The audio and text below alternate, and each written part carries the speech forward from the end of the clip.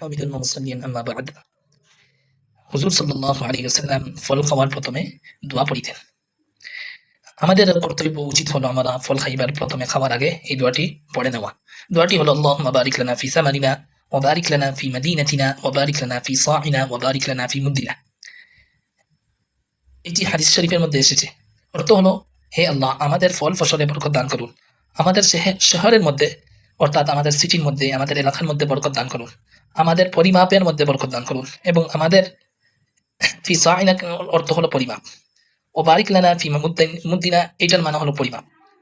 যেই ব্যক্তি ফল খাওয়ার সময় এই দোয়া পড়িবে, আল্লাহ তাবারক ওয়া তাআলা এই অঞ্চলের মধ্যে এই ফলের মধ্যে বরকত দান করিবেন, এই ফসলের মধ্যে বরকত দান করিবেন, এই ফসলের বাগাতের মধ্যে বরকত দান করিবেন এবং এটি এই দোয়া পড়াটা এই আম খাওয়ার জন্য, এই নিয়ামতের জন্য শুকরিয়া স্বরূপ হয়ে যাবে।